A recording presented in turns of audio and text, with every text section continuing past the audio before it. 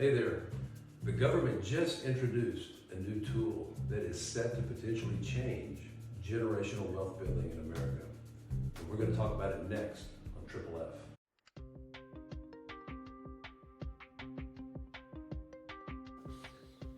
Hey everyone, we are back. How are you doing, David? I'm doing great. How about yourself? Oh man, if I was any better, I'd be you. Ooh.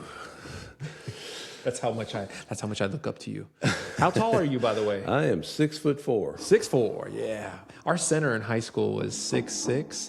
I thought he was gigantic. Well, I was a center in high school, actually. Really? Back then, 6'4" was tall. Yeah.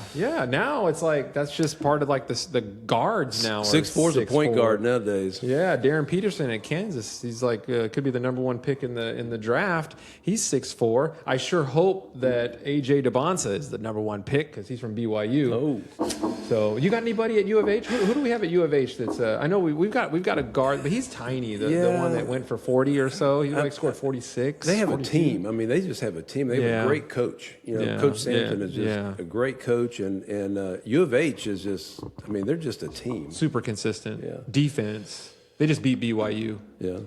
But you're Sadly. split on that because you went to both, right? I know. I'm a Cougar either way, but I just have my allegiance is to the blue. That's the thing, right? There's something about U of H. I will say, like, it's more of a commuter school. Yeah. And it's kind of a city school, and so it's a little bit. It has an interesting sort of alumni base. Yeah, it sets right downtown, and so it draws from a lot of those schools right downtown Houston in that area. So yeah. And the thing is if they would just spell Cougs correctly, maybe I can get behind it. Go Cougs! I think it's that, right? Yeah, something like that. All right, and BYU's like this. Yeah. All right, so hey, we are back because we are here to tell you more about finance to help you guys build some wealth. All right. So I mean, I want to hit first of all on one of your favorite topics. I got one more interesting thing on taxes, and I know you love taxes as much as you love anything. Right? Man, I just want to somebody knock me out right now. So if you looked at our last finance video, we talked about a lot of tax deductions. Part of the one big beautiful bill. There's one that I left out that I want to kind of hit on real quick, and then at the end of this video, I will give you the best generation wealth building tool that you'll ever have in front of you for your family. So just wait for that one. Would I still qualify, or am I too old? You're a little too old. Dang, this is for Jordan. Yeah, it's for the teenagers, and it's for the newborns. Hint. So, man, so you don't have to be an adult to enjoy this particular thing. So, but let's start out first of all. There's one tax deduction. As I'm going through the tax season here and talking to different people, there's one tax deduction that's going to affect a lot of people, and it kind of goes a little bit against my being responsible with your finances grain, but I understand it. And that's the tax deduction for car loan interest. This is a little one that has never been a deduction in your taxes. So if you buy a $100,000 car with a 10% loan, shame on you to start with. That's way too much money to borrow. But if you did that, you can deduct up to $10,000 a year of interest. And that when I say deduct, it comes right off of your deductions, right off of it's above and beyond your standard deduction, and so it reduces your taxable income. So this is a way for someone who's dumb to not be as dumb. Right. So if you made that mistake, you bought that car that was too big and too expensive, and now you're having a hard time paying for it. At least you'll get maybe a little bit of money back on your taxes that'll cover a payment or two. So. But there's a catch with all of this stuff. And just so you know, I've done this before. You've done this? I know. I've seen your cars. There's no way you could have paid cash for all of those cars. Man, I have to admit, I have made some dumb choices financially. Whew. I see you driving up with them every time I go to the gym. It's cars. If there's four wheels and then a little wheel inside, I don't know what it is. It's my dad. My dad was into cars. And that's how. And guess what? My son is now the same way. Yeah. He loves cars. He sends videos all the time. That's not a good lesson to pass down. I don't know what else to do. What do I do, David, about this car thing that I got? You do what I do. You drive a pickup truck. No, that doesn't work. I drive a pickup truck too. Yeah, but that's your work car. But your fun car is in the drive is in the garage. Right? Yeah, I know. What do I need to do? How do I fix the fun car issue? I think you sell it. No, that doesn't fix it. I just want to buy another one. That's even more money. That's true. That's right? true. And this one is paid off. I don't. Well, as long as it's paid off, you're okay. You're not paying interest. No, but it's expensive on the insurance. Yeah. It's expensive if you got to fix it. Maintenance is expensive, but it looks so dang good. Yeah. We're actually going to have a podcast in the future about cars and why we buy expensive cars. Oh, I definitely can talk about this. How to pay for them and what a drain on your wealth they are. If you guys want to learn how to purchase expensive vehicles, I can tell you how you do this. We have the expert. He may have to take over the finance. Do you know how many cars I've purchased in my life? A lot. I would say I've probably purchased at least 30 cars in my life. Wow. I could probably count mine on one hand, maybe a hand That's and why a half. you're wealthy. Well, I don't know about that. That's why I'm in fitness and you're retired. So anyway, so as with everything that's tax deduction related, there's a catch. As part of the one big beautiful bill, the car has to have had final assembly in the United States. Oh. And so, Catch. And so the next question you have is, how do I know where my car was assembled? I got it off the lot up here on the freeway. Mm-hmm. Well, you got to look at your vehicle identification number. If it starts with a 1, a 4, or a 5, it was assembled in the United States. If it's with any of the Alphas or the Ks, it's Korea. I mean, but your car you have to provide your VIN number on your taxes. It has to start with a 1, 4, or 5, and you know that it'll qualify because it was final assembly in the United States. I need to look and see what Italy is. Yeah. It's probably not 1, 4, or 5. But anyway, so that's to encourage, of course, buying U.S.-made cars. And so this is only for personal use cars. It's not for business cars. So if you have a car for business, it doesn't count there. And this is highly restrictive. Yeah, and it phases out if you make more than $100,000 as a single or $200,000 as a joint married couple. So if you have a lot of money, that means you probably have a lot of car, and you may not get the interest deduction. So this is why people have CPAs. That's true. We can't keep up with all this. The one thing I'll tell you though, we're going to give you a contact info for CPAs. If you do take the deduction, have your purchase contract or your lender statement as backup in case the IRS comes calling. So that's all you got to know. That's it. Oh, but it's a huge deduction. You know how many car loans? I mean, there are hundreds of thousands of car loans out there, and people paying so much interest. It's never been deductible before, so this is a big deal. Hopefully, you guys take advantage of this. I would just be afraid that a lot of people are out there, car loans, and have got no idea. Right. I agree. This is why you should be watching this. Yeah, you need to tell your friends. Oh, the other thing, it has to have been a car purchased between January 1st of 2025 and December 31st of 2025. So it has to have been purchased in 2025 for you to be able to take advantage of this tax for you to take the deduction. Yes, sir. So anyway, that's that. Did I just buy a car? So Sarah's car. Yeah. Maybe that would qualify. Well, you probably make too much money. That's the problem with you. No, I'm a small business owner. What we report is nothing. Really. That's the part about being a small business owner is that you only are report. Oh man, I better not get into this. Yeah, you better not. We're going to have a whole section on you starting your small business. So we're going to do a podcast. No, you just keep putting it back in the business, and you only take out partner distributions for what you need. There you go. And it keeps me out of high tax brackets.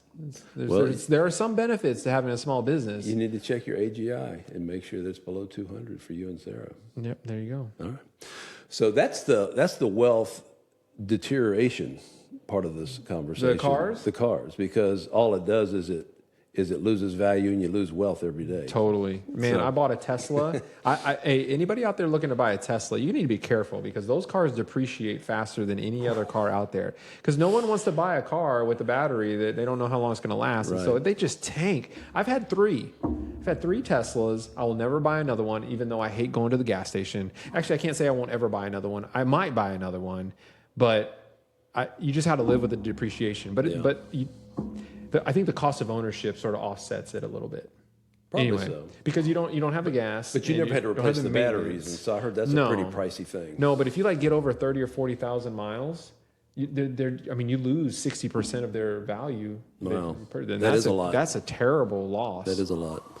Just beware. So now let's get on to the wealth, one of the best wealth building tools that we're going to have for generations to come. I'm excited for this. It's the Invest America accounts, or better known now as the Trump accounts. Trump accounts. Ooh, this is. I wonder how many people turned off half the people in the United States. I wonder how many people are not going to take advantage of this just because it's called Trump accounts. I'm telling you, they need to have a Democrat name and they need to have a Republican name. Yeah. Well, I'm sure this could only be the name maybe for the next 3 years. Yeah, they'll or change 7 it. years. Either or they'll repeal it until the other party gets in power. Yeah, so. and then they'll shut it down. Well, let's hope they don't shut it down. I hope they just rename it potentially. But I'm okay with Trump accounts at this point because I don't worry about the name of the account. I just want to know what it does and does it benefit me. Do I need a CPA for this one? You don't. This is easy. Hallelujah. Easy. It is a so tax-advantaged, child-focused investment account. We have a huge issue in America nowadays where kids, teenagers, children, young adults, they do not learn about finances in school, and they get out in the workforce, and they just don't know anything about finances. That's because they're consumers. They're just plain, simple consumers. They're not producers anymore. They're consumers. I know why people don't have as many kids anymore like they used to. You know, right? Right.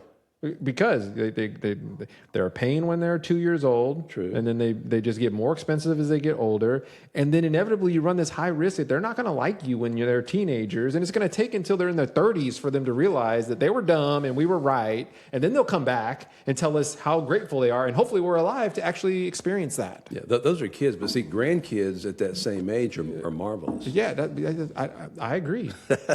I agree. It's the actual kids that are... people are like, I don't want to have kids. I don't want to be hated by something that I am going to love. You have to go through the child. I love my kids. You have to go through the child raising years to get to the grandkids. Yeah, I know. So you have to go through the pain to get to the promised It's just land. like finances. So anyway, what is a Trump account? What is a Trump account? It is a new program, and the biggest benefit is if you had a child born in 2025, between January 1st, and December 31st, the government, you can set up a Trump account, very easy, and the government, the U.S. Treasury, is going to fund it with seed money in the amount of $1,000.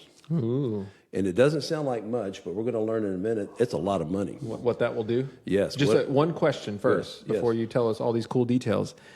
Does Trump get any kind of percentage because it's named after him, like a perpetuity? I don't think he has a copyright. I think it's an ego thing because now I'm going to mention Trump's name more in the next 15 minutes than I probably have all of February. I mean, if this is true that he gets some percentage, I mean that's pretty I don't genius think so. for him. I hope not.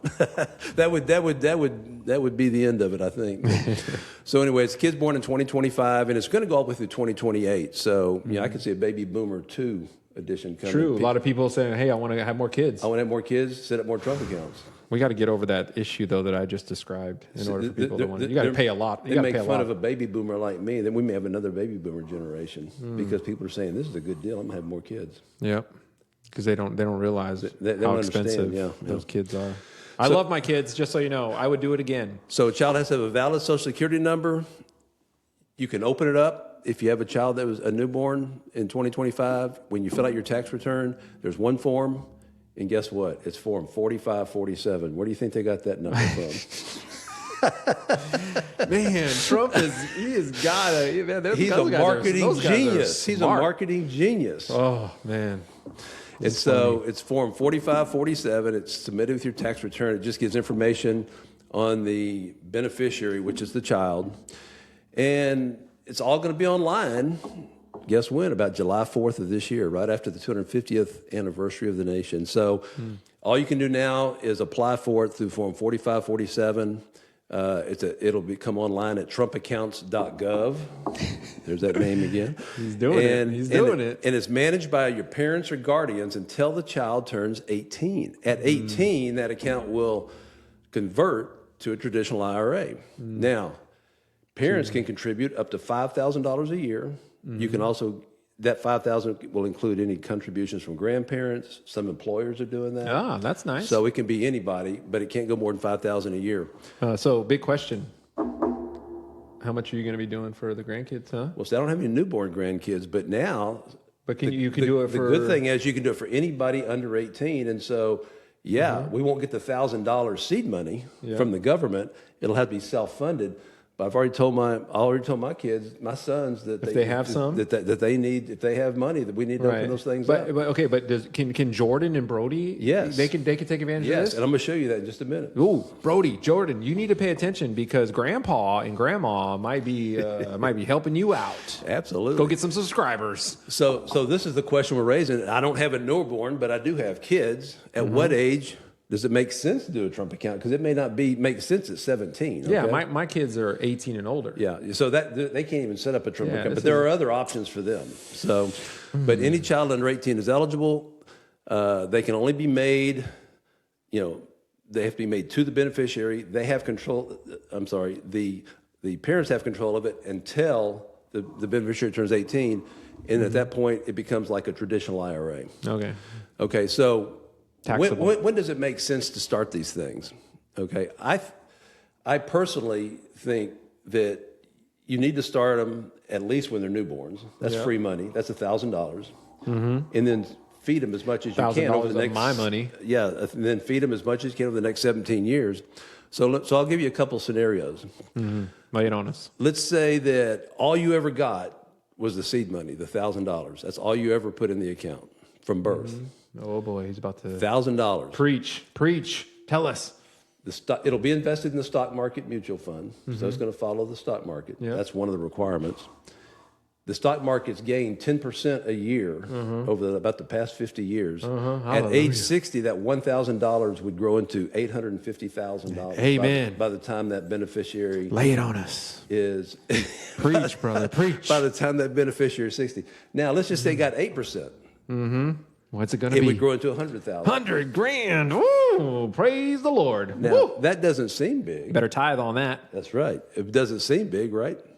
Scenario 2. Let's say we have a teen. So I got Brody out there. He's 13. Brody, you listening? I think he is. This is for you, buddy. He knows all this tax stuff from my last video. This will make you a believer. So if you start investing as a teenager, just say 13. You invest for 5 years, 13, 14, 15, 16, 17 years old. You put $5,000 a year in, which is the maximum. Wait, who's putting this in? The parents, grandparents. Okay, I was going to say, Brody, you better work hard. Good friends. Good friends. I'm going to give you their account. You can put money in there if you want. Man, Brody, you better. I haven't even met you yet. And so let's say you do that. So you put in $5,000 for 5 years. That's $25,000. At 10% return, it'll be worth $2 million when the child is 60. Oh my goodness! If it's only 8% return, it's $300,000. Did you feel that? Did you feel that rush? Could you imagine retiring with a $2 million IRA that your parents started? You didn't even have to teenager? do anything. Didn't have to do anything. Parents are so good. Parents are so good. Now, let's say you're Tyron's child, and you're born last year. First of all, he's too old to be a new dad. But let's say that he had a child last year, and he decided to fully fund this Trump account, $5,000 a year for 17 years. What would it be at? At 10%, it'd be worth $13 million. Whoa! Woo! You put in $85,000, it turned into $13 million. At 8%, it's $5 million. So all of you parents out there that had newborn kids last year, take advantage from year one. If you can't put in $5,000, put $1,000, $2,000, whatever you can put in there, because it will grow. And why does it grow so much? Because it's so many years of compounding. You can't start it any earlier than birth. And it's just an account for 17 years of input, and then it just grows with the market as long as it's never taken out or messed with. So, and that's the key. You're going to have to keep these kids, when they see these amounts growing throughout their 20s and 30s, keeping their hands off of it. So, all right, one question about this. So let's say we get to be retirement age, 65 years old, okay? Or our children, and they're now wealthy and praising our name, making statues of us because we've done this. What's the tax implications at 65 on what is basically a traditional IRA? So what it'll be is all the contributions that went into this thing, the $85,000 that went into that $5,000 a year, that's all after-tax money, so that won't be taxed. But the course. growth will be. All right. So the growth will be taxed at whatever your ordinary tax rate is at that point in time, which who knows what it'll be 60 years from now, right? Yep. It may be 100% 60 years from. You may have to give it all back to the government. Maybe that's what the whole plan is. Taxes? We got to find a way around that. That's why we need CPAs. That's why you need a good CPA. That's why you need to listen to this, because I'm gonna teach you how to build enough wealth to pay all those taxes on the Well, money. we already figured out what we're going to do about all the newborns. Yeah. And how they're going to be wealthy. Yeah. Unfortunately, there's no newborns watching this. So this is all for parents. This is for parents that are never going to see this benefit. And for the teens that are watching, it's for you to bug your parents to open you up a Trump account. Yeah. That's what you should take away from this. Trump, Trump, Trump. Yeah. All you people that hated voting for Trump, here's a good reason to actually like it. So how much fun is that? I mean, how much fun would it be to be 60 and have I'll be dead. $13 million? I'll be dead, but it'll but be your great. kids will be living it up. Yeah. Not only will they have that, but they'll have all the inheritance that you're going to leave them. And if they stay fit, they'll actually be able to enjoy it. They're going to have the Lamborghini. They're going to have all the cars that you have. Lambos. That may be worth more than the IRA. I'm going to miss those when Anyway, I'm gone. it's a great investment. It's one that every kid should take advantage of. Every parent should take advantage of it for your kids. Even if you can't, $5,000 is a lot of money. You don't want to put this ahead of your own retirement, but man, if you can put in $100 a month, $1,000 a year, $500 a year, $2,500, whatever you put in there, with the number of years it's got to grow, it is an unbelievable thing. It's going to really generate a lot of wealth one day, especially for those that can leave it alone, because there will be times along the way where you're going to want to take this stuff out. But if you just leave it alone, let it grow and compound, it's going to be worth a lot one day. Yep.